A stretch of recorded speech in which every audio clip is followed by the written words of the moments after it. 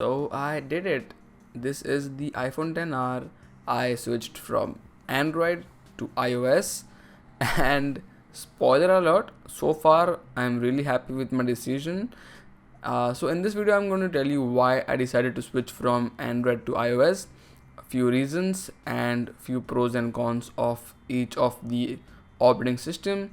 So yeah, if you are new to this channel, do subscribe to the channel and you will find more videos on Android as well as iOS now in this channel.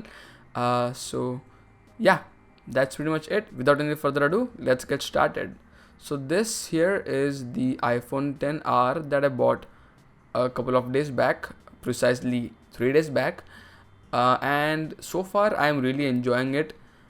I've been using Android for around 9 years now, and this decision to buy iOS was something that I did not expect I would this soon. I mean, a lot of my friends have iOS right now, and I was the only one, or I was one of the few using the Android ecosystem or the Android operating system. Like, a lot of them kept on asking to switch to iOS, and I wanted to see what exactly is this and what exactly is the deal of using an iOS device, using iMessage, FaceTime and stuff like that. So I switched. I got this 10R on a cheaper rate, which I did discuss in the previous video. So if you are not familiar with the price and everything, I would recommend you to go and watch the previous video and then watch this. So I got this 10R in a decent price. This is the 128 gig model, and as I said in the previous video, I still am using Android. I still am running the Android Q beta on my Pixel 2 XL,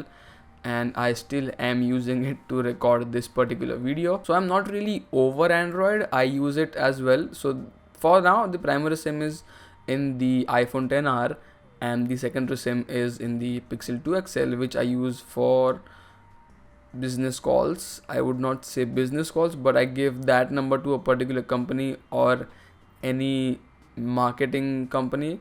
But other than that, like, the primary device or the primary SIM is in the iPhone 10R, and I've been using it. And spoiler alert again, I am not regretting a bit of using the iOS 12 on the iPhone 10R.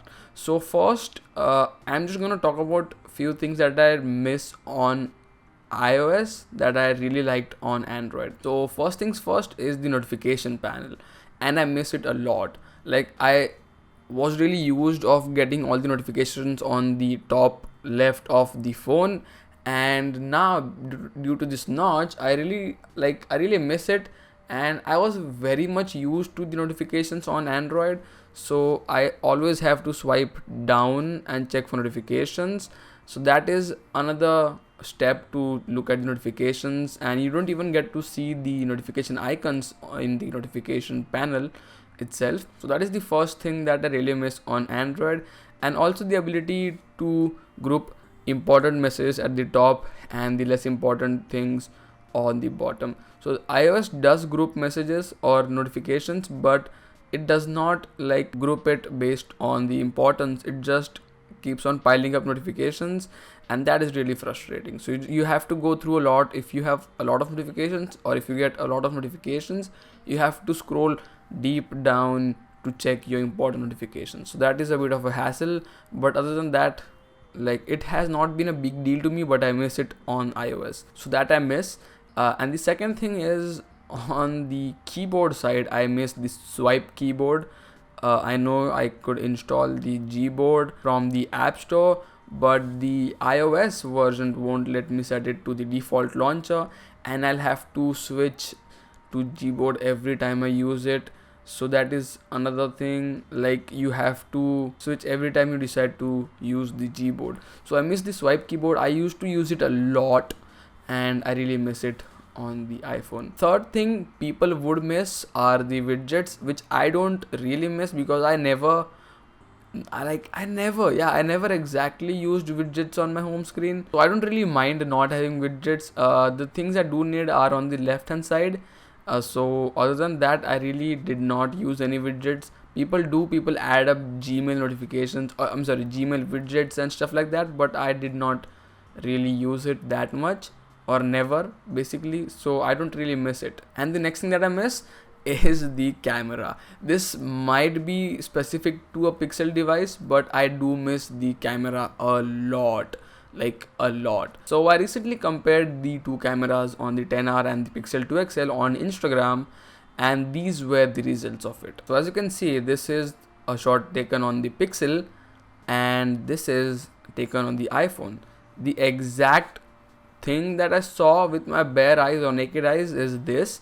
So the Pixel is way more natural and the iPhone just adds a bit cooler tone to the images, so the sky becomes blue, as you can see in this photo itself. So next photo is Pixel, and you see the keyboard and the Google Home Mini is way more clear than on the Pixel than on the iPhone. It is just washed out.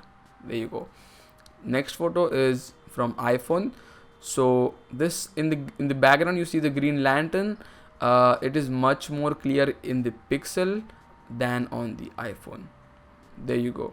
Also the blur on the Batwoman is great on the Pixel than on the iPhone.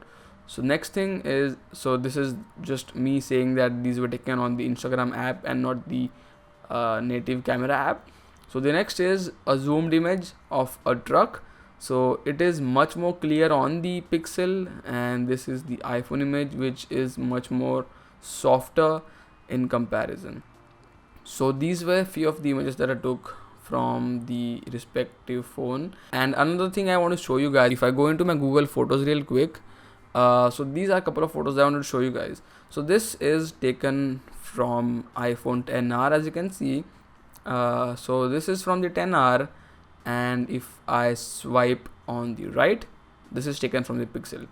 So again, I'll confirm this, that this is the exact image that I could see with my naked eye, and the iPhone tends to bump up the saturation, or I mean Smart HDR tends to add a little bit of cooler tones in the photos, which is a bit fake, but it is something like which is already edited. And this image you could go into the Lightroom or Visco or Snapseed for that matter and edit it.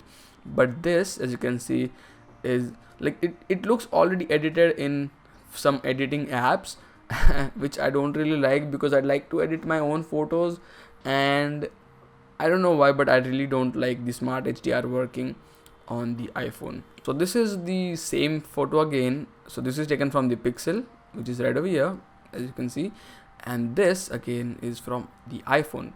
So you get to see how much of a cooler tone the iPhone add to the photo. So this is the natural thing from the Pixel, and this is the cooler thing from the iPhone. So these are few instances that I don't like, and I miss my camera on the Pixel 2 XL, which I again still have it, and I kept it for the camera, not specifically for the camera, but I mean the camera is great, so why not, So those were few things that I miss on the iOS system from Android. There are a couple more as well, but I don't like to, or I don't want to add anything much in this video. So those were the few important things that I miss on the iOS. So anyways, so things that I like on the iOS system. So the first thing is the A12 Bionic chip. So it is smooth. There you go. So these apps were like opened yesterday, I think, and they are still in memory, which is great. I mean, not in memory though, but they are still showing up in the recent app, and that is really great. So the A12 Bionic chip, as I said, is way smoother than any chip on Android, be it Snapdragon or Kirin or any chip. So the A12 chip is way faster, way fluid, way smooth, and words just can't describe how smooth my experience has been on iOS because of this chip itself. Another thing is the RAM management is great. So this device has only like 3 gigs of RAM in it, but the RAM management is great. So let's see, Gmail app opens right away. Let's go a little bit deeper. So the Aftership app again opens up right away. Going back again to, let's see, Google app, opens right away.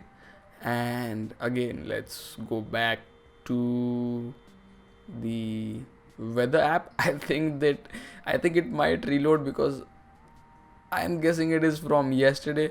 Not really sure. Let's see. Oh, it did not. It did not reload. So that is great. I mean, the RAM management has been great in this device, and I mean, coming from a Pixel 2 XL, this is like heaven for me. I mean, Pixel 2 XL sucked in RAM management. The RAM was so terrible that it only could hold 4 to 5 apps in the background, which was a really bad thing. So yeah, RAM management is great on this device. You know what is more great is the battery life. So the battery life has been awesome for me. So going into battery real quick. So this is my last 24 hours. I did charge this phone around 12 in the morning, so 12 p.m. in the morning, and it is like 12:51. I did charge a bit here for this video, but from 12 p.m. to 12 a.m. It dropped only around 55%, and I still had around 45% left in the device. So the battery is also pretty great. The screen on time is around 8 hours 11 minutes, but I mean, I don't use this device a lot. I use it for social media apps and nothing else. So you see it here: Instagram, iMessages, Snapchat, WhatsApp, Twitter, and stuff like that. Nothing much. I don't game on my device, so I'm not a hardcore gamer, or I should say I'm not even a gamer because I don't game on my device. If you see, I have no games in the app, or in not in the app drawer, but in the apps itself. I have no games. I just don't like playing games on my phone. I play it on my PC. So yeah, the battery life has been great for me. Lasts me an entire day, and if it doesn't, I mean, it does, but even after lasting it the entire day, it still gives me around 20% or maybe 30% battery to continue it in the next day, which I don't really do. I do charge my device overnight, which again gives me the entire 100% battery the next day. So that is a good thing. So another thing I like about the iPhone or iOS is the Face ID. So I'll just quickly tap, and there you go. It opens right away. Again, I'll do it again. So tap, and it opens right away. I'm behind the camera, but it still tends to capture my face, and it unlocks right away. I mean, I prefer it much than the one on my Pixel 2 XL. My Pixel 2 XL has a fingerprint sensor, and this tends to be a lot faster when indoors. But if you go outdoors in sunlight or stuff like that, it tends to lag behind. It slows down immediately, and if you have a backlight, like if the sun is behind you and if there's a backlight, you basically will have a hard time unlocking this device. So yeah, it works great indoors, not so great outdoors, but for me it has only failed like 10% of time, or even less. Yeah, probably less, but yeah, it works really great. That's the that's the point I was gonna make. So the next thing is iMessage, and I love iMessage. I never thought I would love it so much, but I do love it. And I mean, I just can't stop using it. I also have WhatsApp here, but the WhatsApp usage on my device has been reduced to 10%. That's it. I used to use WhatsApp a lot because that was the only means of communication on an Android device. But now, after using iMessage, I barely open WhatsApp. A lot of my friends, or most of my friends, already own an iPhone, so that is pretty easy for me. And also, with a lot of features on iOS or iMessage, it becomes easier to chat here except or instead of WhatsApp. So that is a good thing in my opinion. But I mean, I'm not locked into iMessage, like probably not right now, but it might happen that I will be, paralyzed without the iMessage. But for now, that's not the case, and I could live without iMessage. Uh, Probably Google might bring RCS chat to Android soon by the end of this year. Who knows? But we'll have to wait for that. And iMessage is available right now on iOS, so I do enjoy it. Also, the FaceTime quality is awesome. I like FaceTime. I love using FaceTime, and I like it.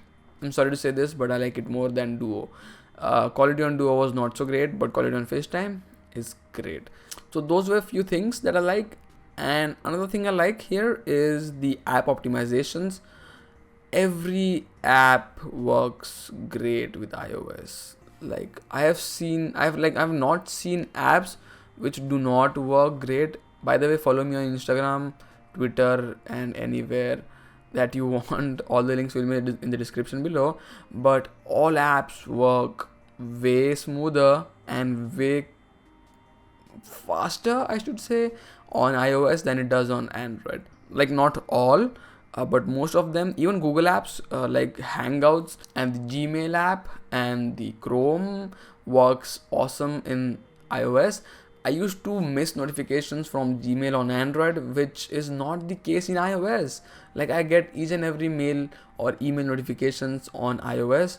I used to miss them on Android for some reason. I don't know why or how, but I get every notification on iOS. So that is a great thing. I also use Google Photos, which again works great on iOS. But yeah, I also am planning to install the iOS 13 public beta 1 on my 10R. Let me know if you want to see that. I'm planning to do it real soon, like in a day or two. And I'll also make a video on that if you want me to. Like, I'm gonna flash it anyway, so why not? So that is the thing I'm gonna do. And for music, I use these three services. Apple Music, because I have the 1 month free trial running, and I'm planning to keep it because I really like it, and the integration with iMessage and stuff is really great.